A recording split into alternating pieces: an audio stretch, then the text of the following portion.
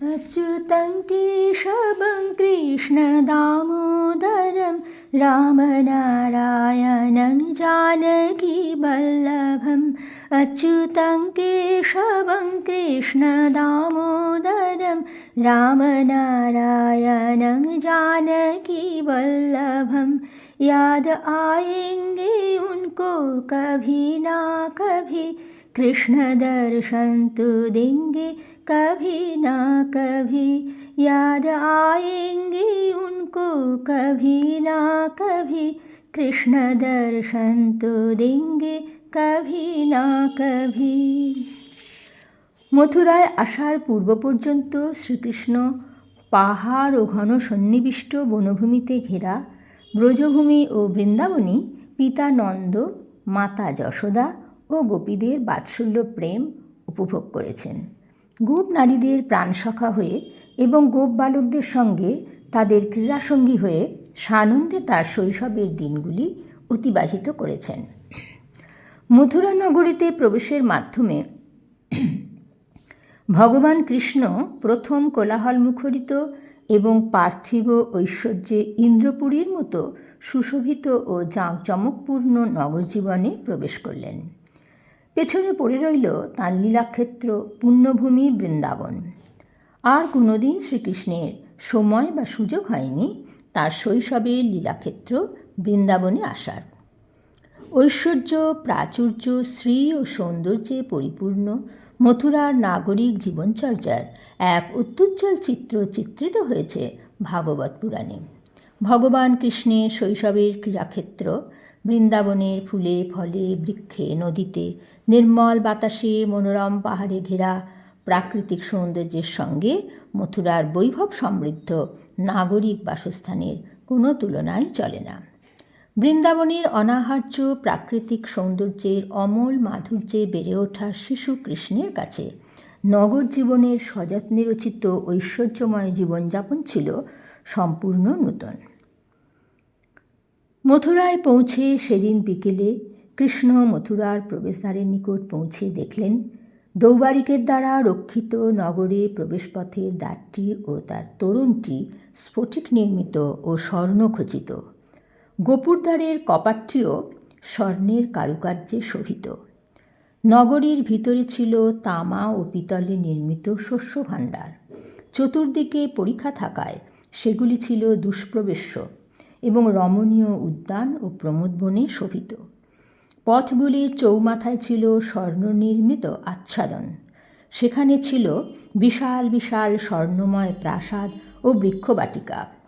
ছিল বিভিন্ন বণিকদের জন্য সভাগৃহ এবং সাধারণ নাগরিকদের একত্রিত হওয়ার জন্য ভবন।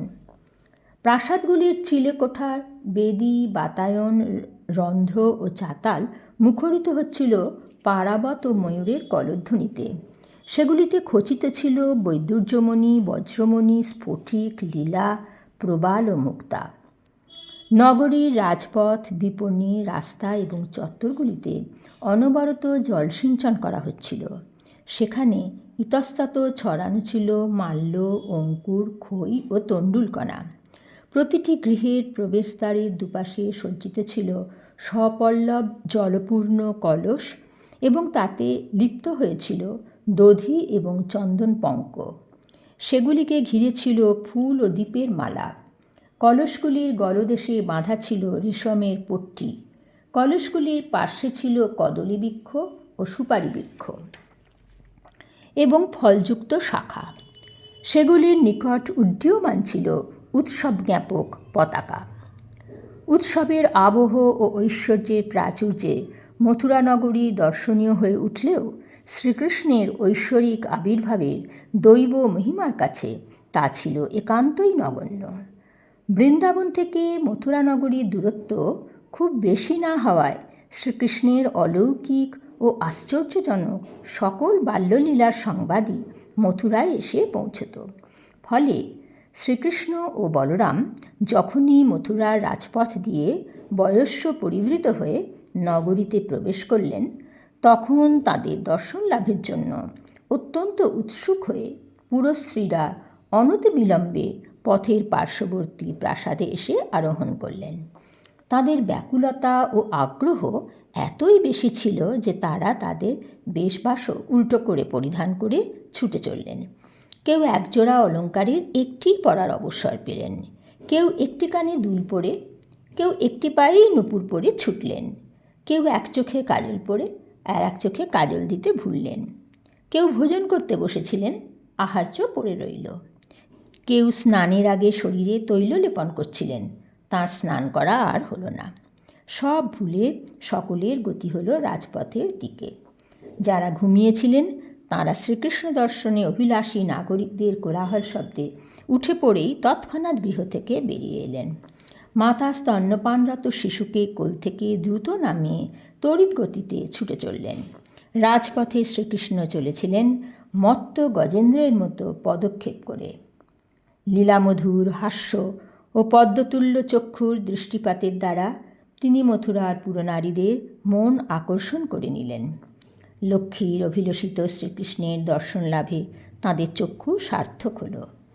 যে কৃষ্ণের কথা তাঁরা বারবার শুনেছেন, সেই কৃষ্ণকে তাঁদের দিকে সস্মিত দৃষ্টিপাত করতে দেখে রোমাঞ্চিত শরীরে মথুরার রমণীরা আনন্দমূর্তি শ্রীকৃষ্ণকে মানসিকভাবে আলিঙ্গন করলেন।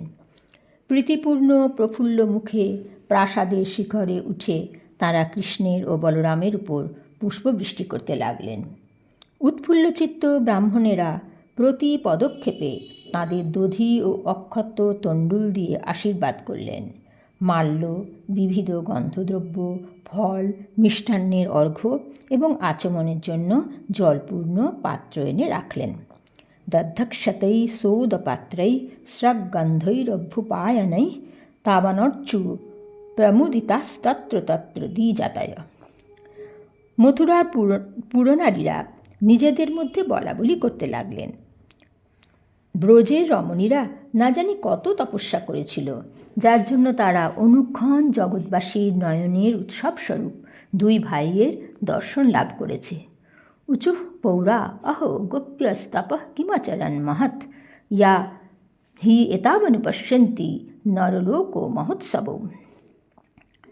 মথুরাবাসীরা শুধুমাত্র কমললোচন শ্রীকৃষ্ণের অতি কোমল দৈহিক সৌন্দর্য দর্শনেই মুগ্ধ হলেন না, পথিমধ্যেই তাঁরা প্রত্যক্ষ করলেন কংসের ধৃষ্ট ও স্পর্ধিত অনুচরদের প্রতি তাঁর কঠিন শাসন।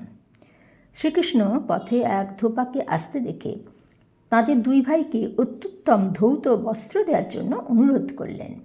তিনি তাকে এও বললেন যে তাদের বস্ত্রদান করলে তার পরম মঙ্গল হবে। ভবিষ্যতি পরং শ্রেয় দাতুস্তে নাত্র সংশয়। যিনি স্বভাবতই পূর্ণ স্বভাব, তিনি রজকের কাছে বস্ত্র প্রার্থনা করছিলেন। কিন্তু কংসের রজক নিজেকে ধন্য মনে করল না, কারণ সেও ছিল তার প্রভুর মতোই ধৃষ্ট ও দুর্বৃত্ত। সে অত্যন্ত রূঢ়ভাবে বলল, তোমরা বনে পাহাড়ে এমনই মহার্ঘ বস্ত্র পরিধান করো নাকি যে রাজার যোগ্য বস্ত্র পরিধান করার জন্য ঔদ্ধত্য প্রদর্শন করছো? মূর্খ, যদি বাঁচার ইচ্ছা থাকে তাহলে দূর হও, না হলে রাজার অনুচরেরা সর্বস্ব অপহরণ করে তোমাদের বধ করবে। এইটুকুই বলার অবসর পেয়েছিল রজকটি। দেবকীনন্দন কৃষ্ণ অনায়াসে কেবলমাত্র করাঘাতে রজকের মস্তকটি তার শরীর থেকে বিচ্ছিন্ন করলেন। রাজকস্য কারাগ্রেণ শিরঃ কায়াদ অপাতয়ৎ। রজকের অনুচরেরা কাপড়ের পুঁটলি ফেলে ঊর্ধ্বশ্বাসে যে যেদিকে পারল পলায়ন করল। বলরাম ও কৃষ্ণ মহার্ঘ বস্ত্রের স্তূপ থেকে উত্তরীয় অধবাস নিয়ে নিজেদের বড়তনু সুশোভিত করলেন। গোপেদের মধ্যে কিছু বস্ত্র বিতরণ করে বাকিগুলি ভূমিতেই ফেলে রাখলেন। রসিত্বাত্মপ্রিয়ে বস্ত্রে কৃষ্ণ সংকর্ষণস্তথা শেষান্যাদত্ত গোপেভ্য বিসৃজ্য ভুবি কানিচিৎ। এরপরেই এক তন্তুবায় অত্যন্ত প্রীতি সহকারে রাম ও কৃষ্ণের পরিধানযোগ্য বিচিত্র বর্ণের অতি চমৎকার বস্ত্র এনে তাঁদের সাজিয়ে তুললেন। সুন্দর সেই বেশ পরিধানকারী শ্রীকৃষ্ণ ও বলরামের রূপে চারিদিক যেন আলোকিত হয়ে উঠল। উৎসব মুখরিত মথুরার পথে দুই ভাইয়ের একজন পার্বত্য গজরাজের মতো ও আর এক ভাই শ্বেত হস্তির মতোই শোভা পেতে লাগলেন। তন্তুবায়ের উপর প্রসন্ন হয়ে দুর্জনের ত্রাস এবং সজ্জনের ত্রাতা শ্রীকৃষ্ণ তাকে তাঁর সারূপ্য প্রদান করে ধন্য করলেন এবং ইহলোকে পরমাশ্রী, বল, ঐশ্বর্য এবং ধ্রুবা স্মৃতিবিশিষ্ট ইন্দ্রিয় শক্তি প্রদান করলেন। বন্ধুবৎসল শ্রীকৃষ্ণ এরপর স্বয়ং উপস্থিত হলেন তার অতি দীন বন্ধু সুদামার গৃহে। আনন্দে আত্মহারা সুদামা তাড়াতাড়ি উঠে এসে ভূমিতে মাথা নত করে ভগবান কৃষ্ণকে প্রণাম করলেন। আসন এনে তাকে বসতে দিলেন, পা ধোয়ার জল দিলেন। অনুচরসহ শ্রীকৃষ্ণ বলরামের অর্চনা করে মাল্য, তাম্বুল ও অনুলেপনের দ্বারা আপ্যায়িত করলেন। শ্রীকৃষ্ণের বন্দনা করে ভক্ত সুদামা বললেন, হে প্রভু, আমার জন্ম সার্থক হলো, আমার কুল পবিত্র হলো। প্রাজ্ঞ সুদামা কৃষ্ণের স্তুতি করে বললেন, ভবন্তৌ কিল বিশ্বস্য জগতঃ কারণং পরম অবতীর্ণা বিহংসেন ক্ষেমায় চ ভবায় চ। আপনারা দুজনেই এই বিশ্বজগতের পরম কারণ, জগতের কল্যাণ এবং সমৃদ্ধির জন্য স্বেচ্ছায় এই পৃথিবীতে অবতীর্ণ হয়েছেন। সুদামার দ্বারা ভক্তিভরে অর্পিত সুগন্ধি ফুলের মালায় সজ্জিত হয়ে শরণাগতের আশ্রয় কৃষ্ণ ও বলরাম সুদামাকে অভীষ্ট বর প্রদান করলেন। প্রণতায় প্রপন্নায় দদতুর বরদৌ বরান। সজ্জন ভক্তের প্রতি শ্রীকৃষ্ণের অনুগ্রহ অপার। আসুন আমরা ভগবান বাসুদেবের শরণাগত হয়ে তার নাম সংকীর্তন করি। হরে কৃষ্ণ কৃষ্ণ কৃষ্ণ হরে হরে, হরে রাম রাম রাম হরে হরে, হরে কৃষ্ণ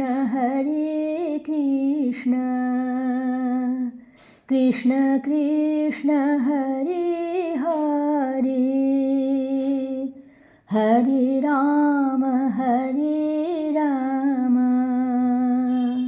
রাম রাম হরে হরে, হরে কৃষ্ণ কৃষ্ণ কৃষ্ণ হরে হরে, হরে রাম